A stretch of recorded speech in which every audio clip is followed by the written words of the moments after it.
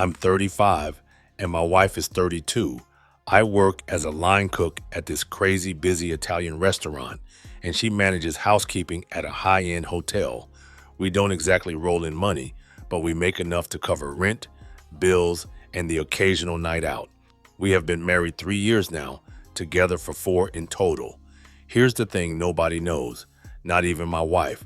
I got a vasectomy when I was 27. Yeah, I know. Let me explain before you judge me too hard. I was in a different relationship back then, engaged, actually, to someone else. We had the whole future planned out, or so I thought.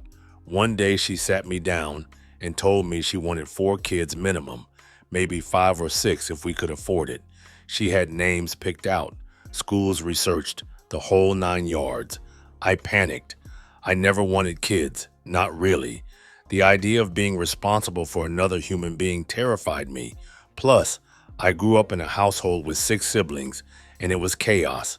Constant noise, never enough money, parents always stressed and exhausted. I swore I would never put myself through that. So I did something stupid. Instead of being honest with my ex, I scheduled a vasectomy. Told myself it was my body, my choice. Got it done at this clinic, paid cash so insurance wouldn't leave a trail. The doctor asked me 3 times if I was sure, said I was young, might change my mind. I signed all the papers anyway. The clinic gave me all the documentation, and I stuck it in an old backpack I kept at my buddy's place. Stuff from before I met my wife, things I never unpacked when we moved in together. Figured it was nobody's business but mine, and my buddy never went through my stuff anyway. 2 months later, my ex found out I had been lying about wanting kids. Not about the vasectomy, though. I never told her that part. Just that I didn't want to be a father. She left me, obviously, took her ring, and moved to be closer to her sister. I figured that was it for me and relationships. I would stay single, work my kitchen job, live my quiet life. Then I met my wife. It was at the restaurant, actually. She came in with some coworkers from the hotel for a late dinner after their shift. I was working sauté that night, absolutely slammed because 2 people called out sick. The head chef was screaming, tickets were backing up, and I was sweating through my whites. My wife came back to the kitchen to compliment the chef on her pasta. She ended up talking to me instead, since the chef was busy yelling at the dishwasher. She had this smile that made me forget I was standing in 110-degree heat next to 6 burners. We started talking, then dating, then living together. However, the vasectomy never came up. She never asked about kids directly, and I never volunteered the information. I told myself it didn't matter since we were just having fun, keeping things light. Except we were not keeping things light. We fell in love, hard. When I proposed after a year of dating, I almost told her. I had the ring in my pocket. We were at this park by the river, and the words were right there in my throat. But then she said yes before I even finished asking, and she was crying and laughing, and I couldn't ruin the moment. I told myself I would bring it up before the wedding. Then I told myself I would mention it during our first year of marriage, then our second year. 3 years in, I still hadn't said anything. My wife worked brutal hours at the hotel. She would come home at 11 p.m. smelling like bleach and industrial laundry detergent, completely wiped out. Managing housekeeping at a 200-room hotel meant dealing with staff call-outs, guest complaints, supply orders, and inspections. She would collapse on the couch, and I would bring her whatever leftover food from the restaurant I had smuggled home. My schedule wasn't much better. I work evenings mostly, coming in around 2 p.m. for prep and working straight through dinner service until we close around midnight. Weekends, I'm there even longer, sometimes until 1 or 2 a.m. on a Saturday night when we're slammed. We were tired all the time, passing each other like ships. Our days off rarely lined up. Maybe once every 2 weeks, we would get a Wednesday together. Those were our days, just the 2 of us, sleeping in and ordering pizza and pretending the rest of the world didn't exist. That's what I kept telling myself anyway. Everything changed one morning about 6 weeks ago. It was one of our rare shared days off, and I woke up around 10 a.m. to find my wife already awake. She was sitting on the edge of the bed, staring at something in her hands. When she turned to look at me, her face was pale. She held up a pregnancy test. Positive. For a second, I didn't process it. The words didn't make sense, like she had spoken in a foreign language. I just laid there in our bed, staring at that little plastic stick. My brain started doing this thing where it was screaming at me that this was impossible. I had a vasectomy 8 years ago. I was sterile, had the test results to prove it. This couldn't be happening, but I couldn't say any of that, could I? Because she didn't know about the vasectomy. So I did what any coward would do. I smiled. I sat up and hugged her and said all the right things about how amazing this was, how we would figure it out, how we would be great parents. The whole time my mind was racing through possibilities. Vasectomies can fail, right? That's a thing that happens, even if it's rare. Maybe I was one of the unlucky bastards where everything reconnected somehow. I had read about that happening like 1% of the time or something. Or maybe the doctor screwed up 8 years ago. I was grasping at straws, trying to find any explanation that didn't involve what I knew deep down was the truth. My wife was cheating on me. It was highly unlikely that the vasectomy failed. She told me she had suspected for about a week, but wanted to be sure before she said anything. She had taken the test that morning while I was still asleep. Her hands were shaking when she showed it to me, and I realized she was scared about how I would react, about whether we could afford it, whether our relationship could handle it. She had no idea I was falling apart inside for completely different reasons. We spent that whole day talking about the baby, about how we would need a bigger apartment, how we would have to save money, how our schedules would need to change. She was worried about maternity leave and whether the hotel would hold her position. I was worried about how to prove this baby wasn't mine without destroying what was left of my life. That night, I couldn't sleep. The next morning, I went to work like normal, prepped vegetables, made stocks, worked through dinner service on autopilot. My sous chef asked if I was feeling okay because I had burned 3 orders of chicken piccata, which I never do. I told him I had a lot on my mind. That was the understatement of the century. After my shift ended around midnight, I sat in my car in the parking lot behind the restaurant. Just sat there for an hour, trying to figure out what to do. I could confront her directly, but that would mean admitting the vasectomy. I could pretend everything was fine and raise another man's child. Or I could do what I eventually decided to do, find proof. I needed to know for certain before I blew up our entire marriage. Maybe, just maybe, I was wrong. Maybe it was a medical miracle and the baby was actually mine. I started paying attention to things I had ignored before. My wife's phone habits, her schedule, the little inconsistencies in her stories. She had always been glued to her phone for work stuff. The hotel called constantly, day and night, with emergencies. But now I noticed things that seemed a little shady. She added a passcode to her phone about a year ago, said the hotel required it for security since she accessed employee files from her phone. Made sense at the time, but now it felt different. She had started taking more calls in the other room, saying it was about difficult guests or problems with suppliers.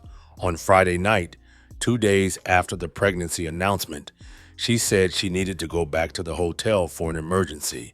A pipe burst on the 4th floor, flooding 3 rooms, and she was the only manager available. She would be gone a few hours, maybe longer depending on the damage. I told her to be careful and went back to watching TV. Except I didn't watch TV. I grabbed my keys and followed her, staying far enough back so that she wouldn't notice my truck. I drove to the hotel and parked on the side of the hotel where I could see the main entrance and the side employee entrance. Her car was in the parking lot, right where it should be. I sat there for 20 minutes, watching people come and go. Then she walked out the main entrance with a guy in maintenance coveralls. They were not standing under the lights, but I could see them clearly enough from where I was parked. They stood there talking for a few minutes. Then she laughed at something he said. He touched her arm, and she didn't pull away. They stood close together for another 5 minutes before she walked back inside. He got into a truck and drove off. I sat there in my car, tried to process what the hell I just witnessed. Maybe it was innocent, just a coworker conversation. But the way she touched his arm, the way they positioned themselves away from the building lights, the way she looked around before walking back inside, nothing about it felt innocent. I drove home and was sitting on the couch when she got back around 11 that night. She looked exhausted, said the pipe damage was worse than they thought. They would have to move guests to different rooms, file insurance claims, the whole nightmare. I acknowledged her and asked if she wanted me to heat up some leftovers. She said she had grabbed something at the hotel cafeteria. That was the first lie I caught her in, small as it was. The hotel cafeteria closed at 9 p.m. I knew because I had picked her up from work enough times. Over the next week, I started documenting everything. Every time she said she had to work late, I would note the time she left and returned. Every excuse she gave for why she would be gone. I started checking our bank statements for unusual charges, found a few cash withdrawals I couldn't account for, $40 here, $60 there, not huge amounts, but enough to notice when you're already suspicious. On a Monday afternoon, about a week and a half after the pregnancy news, I came home early from work. I had only worked a short lunch prep shift, got done around 3 p.m. My wife was still at work, wouldn't be home until her usual 11 p.m. I noticed her laptop sitting on the kitchen table. She must have been working from home earlier in the day. The screen was dimmed but not closed. I touched the mouse pad and it lit up. She was logged into her personal email account, not even the work one. I know I shouldn't have looked, but I did. Started scrolling through her inbox, looking for anything suspicious. Most of it was junk, store promotions, spam, boring personal stuff. Then I saw a name that appeared multiple times, D. Morrison. I opened the most recent email from 2 days ago. It was brief, just said he had deleted everything from his phone and she should do the same. My eyes got wide and my mouth just opened. I scrolled further back and found more emails from the same person over the past 5 months. Nothing explicit in the emails themselves, but the tone was in a way that made my skin crawl. One from 3 months ago mentioned how they needed to be more careful. Another from 4 months ago talked about meeting after her shift. I grabbed my phone and took pictures of every email, made sure to get the dates, the sender information, all of it. When I finished, I closed the laptop and left it exactly how I found it. Sat on the couch and stared at the wall for an hour. Went to work in a daze, barely making it through service without screwing up every order. When I got home around 1 a.m., she was already asleep. I laid there next to her, wide awake, thinking about those emails, about D. Morrison and deleted messages and meetings after her shifts, about the baby that couldn't possibly be mine. The next morning, I texted my buddy and asked if I could stop by. He said sure, asked if everything was okay. I told him I just needed to grab something I had left at his place years ago. Drove over after he got home from work around 5 p.m. Found that old backpack in his garage where I had left it, buried under some camping gear. Opened it up, and there it was, all the paperwork from my vasectomy 8 years ago, the consent forms, the post-procedure test results, confirming I was sterile, all of it. My buddy asked what was in the bag, and I just said old documents I needed for tax stuff. He didn't push it. I took everything home and made copies at the nearest Staples, scanned them too, saved them to a USB drive my wife didn't know about, put the originals in a manila envelope and hid them in my locker at work. Then I started looking for a lawyer. I found one through a guy I worked with at the restaurant. His brother did family law, divorce mostly, out of an office above a check cashing place. Not fancy, but he offered a free consultation for an hour. Called and made an appointment for that Thursday afternoon. I had the morning free, so it worked perfectly. Wednesday morning, my wife said she had another emergency at the hotel. A huge group was checking in early, and two of her housekeeping supervisors called in sick. She would probably be gone most of the day, maybe not home until late afternoon. I told her no problem. I had errands to run anyway. 30 minutes after she left, I borrowed my sous chef's car, told him mine was in the shop. It was making a weird noise, and asked if I could take his to go talk to the mechanic that was working on my truck. He tossed me his keys without asking questions. I drove to the hotel and parked on the side of the hotel where I could see the employee lot. Waited there for about 45 minutes. Finally, around 10 a.m., my wife walked out the side entrance with the same maintenance guy from before. They got into his truck and drove off together. I followed them, keeping 2 or 3 cars back. They drove for about 25 minutes to this diner off the highway, one of those places that looks like it has been there since the 70s. I parked at the gas station next door where I could see the diner entrance, but wasn't in the same lot. They went inside and didn't come back out for almost 2 hours. I sat there the whole time, watching the door, feeling sicker with every minute that passed. When they finally came out around 1 p.m., she touched his face before they got into his truck. Not a friendly pat and a kiss, but something intimate, tender. They sat in the truck for another 10 minutes before he drove her back to the hotel. I followed at a distance, watched her get into her car and drive home. I waited 20 minutes, then drove back to the restaurant in my co-worker's car, gave him back his keys, thanked him, told him the mechanic said it was nothing serious. I called an Uber and went back to the auto shop to pick up my truck. Went home around 3 p.m. and found my wife on the couch, looking tired. She said the emergency at the hotel had been exhausting. They had to scramble to get rooms ready. Asked if I wanted to grab dinner somewhere. I said I wasn't hungry, had eaten at work. Another lie added to the pile we were both building. Thursday morning, I met with the lawyer at 11, brought him everything, the photos of the emails, notes about her late nights, the timeline of suspicious behavior, and the vasectomy records. He listened to my story without interrupting, made notes on a yellow legal pad. When I finished, he leaned back in his chair and looked at me for a long moment. He said I had enough for a divorce based on adultery, especially with the pregnancy situation. The vasectomy records would be critical for establishing I wasn't the biological father. But here's where it got complicated. If I filed for divorce before the baby was born and we were still legally married when she gave birth, I would automatically be presumed the father on the birth certificate. That's just how the law worked in our state. I could contest paternity, but I would need to do it within a specific time frame after the birth. The lawyer said the smartest move was to file for divorce now, get the process started, but be prepared for a paternity test after the baby was born. He would include language in the divorce filing about contesting paternity based on my medical records. It would be messy, but straightforward enough. I asked how long the whole thing would take.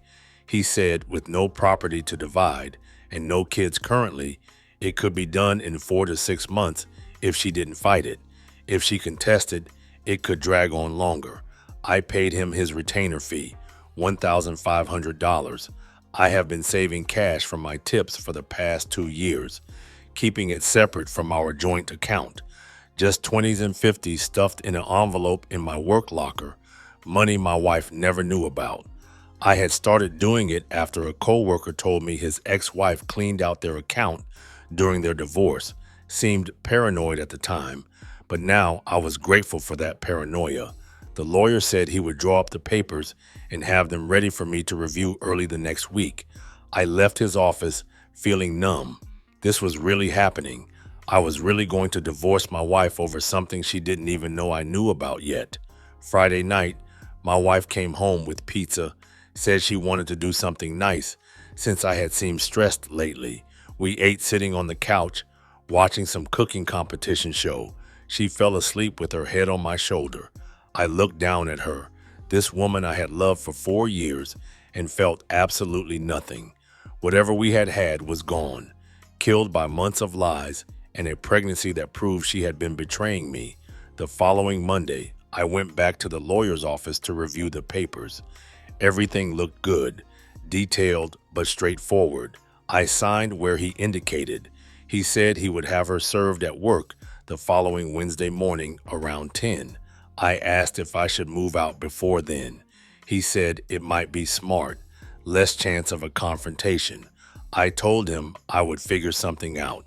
That night, I started packing. Just one bag with clothes and essentials, nothing that would be obvious if she looked in the closet. Wednesday morning, the day she would be served, I told my wife I was helping a friend move some furniture, said I might crash there for a couple of nights since we would probably be working on it late. Kept it vague, didn't give a name or specific details. She seemed fine with it, said that it was nice of me to help out, kissed me goodbye, and headed to work like it was any other day. I took my bag and checked into a weekly rate motel near the restaurant. Paid cash for the first week, $210 that hurt to spend. I went to work for a short lunch shift, 11 a.m. to 4 p.m. My phone was in my locker, turned off. I didn't want to see her reaction in real time. The lawyer had said the process server would deliver the papers around 10:30. When my shift ended at 4 p.m., I sat in my car and stared at my phone for 10 minutes before turning it on. A bunch of text messages. The first one came in at 10:47 a.m., all caps. What is this? Then, you're filing for divorce? Then, this says adultery. Are you serious? Then, where are you? We need to talk right now. Then, I'm leaving work. I'm coming to find you. Then, you're not at the apartment. Where are you? Then, this is insane. You can't just do this without talking to me. Then, I'm pregnant with your baby and you're abandoning me. That one made me laugh, bitter and sharp. My baby, if she only knew. The messages kept coming over the next few hours, getting more frantic as the day went on. By 6 p.m., I had 10 calls and too many texts to count, some begging, some angry, some threatening to show up at the restaurant. I didn't respond to any of them. My lawyer had been clear, no contact unless absolutely necessary, and even then only through him. Wednesday morning, my phone rang from an unknown number. I answered without thinking, figured it might be the lawyer. It was my wife, calling from someone else's phone.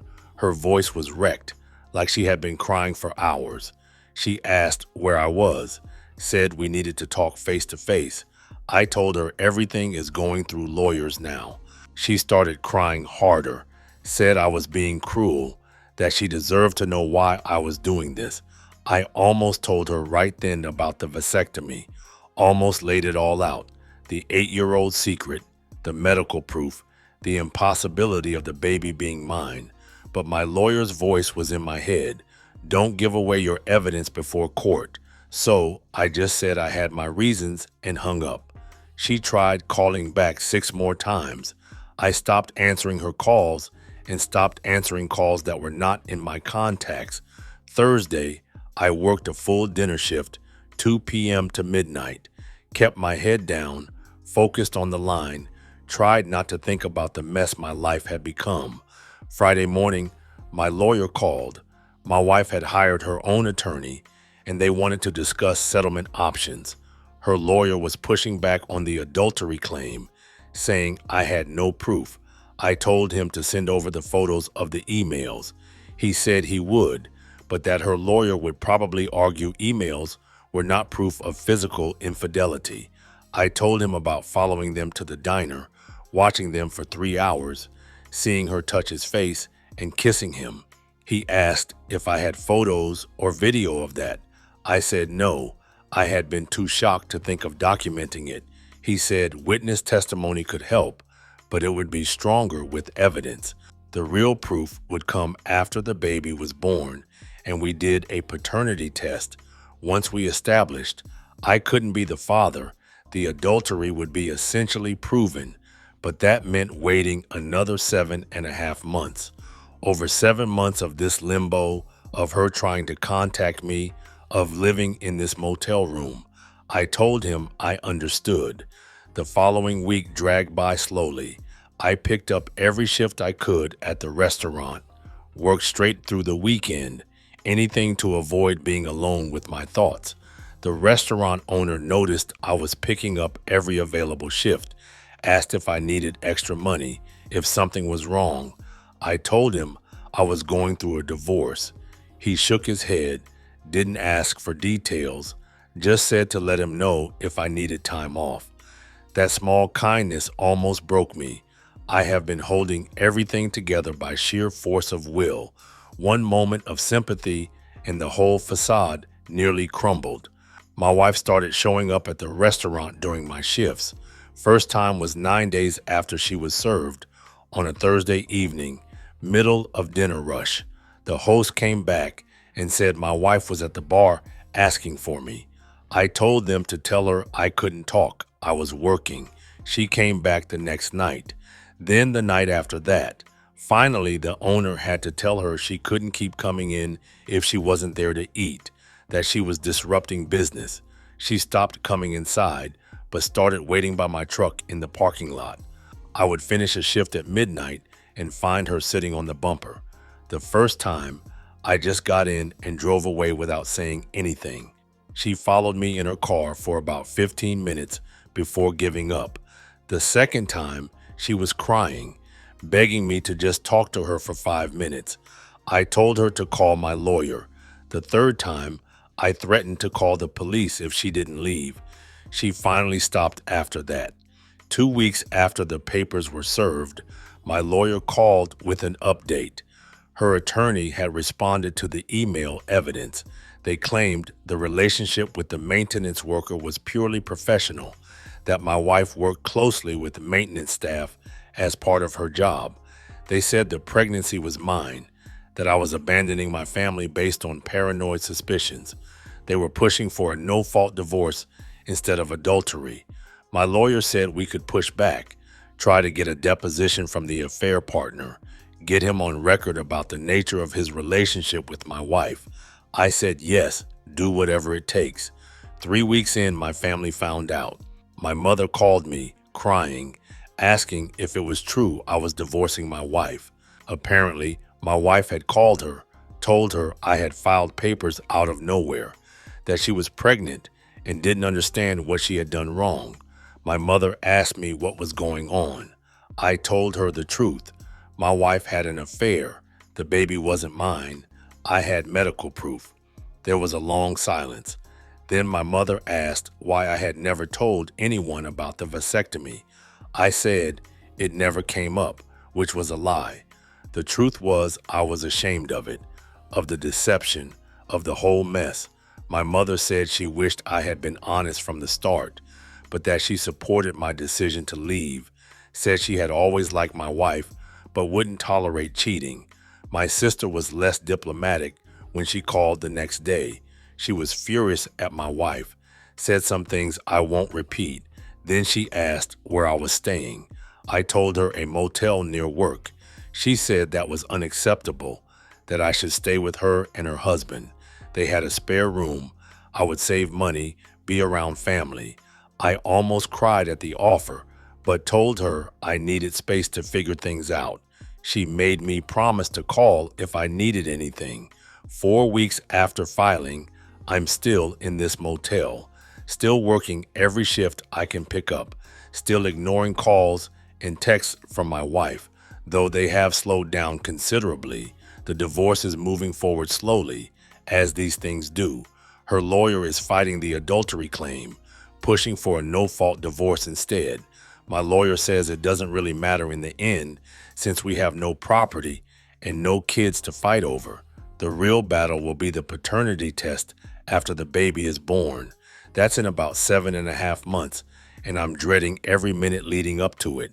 My wife has apparently told everyone we know that I'm being irrational, that she has done nothing wrong, that the stress of the pregnancy made me snap. Some people believe her. I have had a few friends reach out asking my side, and I have told them what I can without getting into details. Most have been supportive, but a few have gone quiet. I guess they don't want to pick sides. I don't blame them. Last week, I drove past our apartment complex late at night after my shift. Couldn't help myself. I just wanted to see if she was there. Her car was in the usual spot. The lights were on in our unit. I sat there for a few minutes, wondering what she was doing, if she was alone, or if he was there with her. Yesterday was 5 weeks since I moved out. The motel manager knows me by name now, asks how I'm doing when I pay for another week. I have started looking at studio apartments I can actually afford. Found a few possibilities near the restaurant.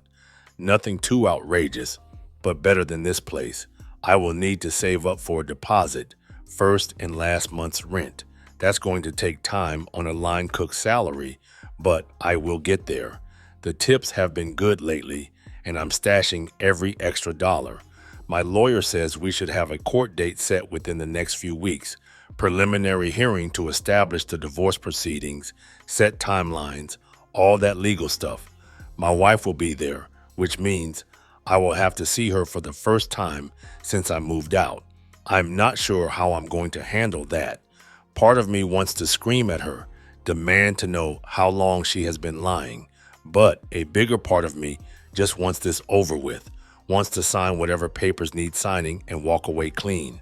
The sous chef pulled me aside a few nights ago after service, said I had been doing solid work lately, really reliable, asked if I had thought about moving up, maybe taking on more responsibility. I told him I would think about it. Truth is, cooking is the only thing that makes sense right now. The only place where everything has rules and structure and makes logical sense. You follow the recipe, you get the result. No lies, no deception, no surprises. Just heat and timing and technique. I have been thinking about what happens after the divorce is final, after the paternity test proves what I already know, after the baby is born and my wife and her affair partner are officially parents, whether I will stay at this restaurant or find something new, whether I will keep cooking professionally or try something completely different. Maybe I will save up and try to open my own place someday, something small, a neighborhood spot where people know your name. For now, I'm just taking it one day at a time, working my shifts, saving my money, sleeping in this motel room that smells like old cigarettes and broken dreams, waiting for the divorce to finalize so I can start rebuilding. The truth is that I'm going to survive this. The truth is that I will eventually be free. The truth is that sometimes the best thing that can happen is finding out exactly who someone really is, even if it destroys everything you thought you knew, even if it breaks your heart in ways you didn't know were possible. I just have to keep moving forward, one shift at a time, one day at a time, until I'm on the other side of this. As it stands right now, I haven't reached out to my soon-to-be ex-wife, and we are essentially waiting to establish paternity. But in the meantime, my lawyer is pushing for the divorce to be finalized before the birth of the baby. I will be sure to let Tony know if I come back with an update.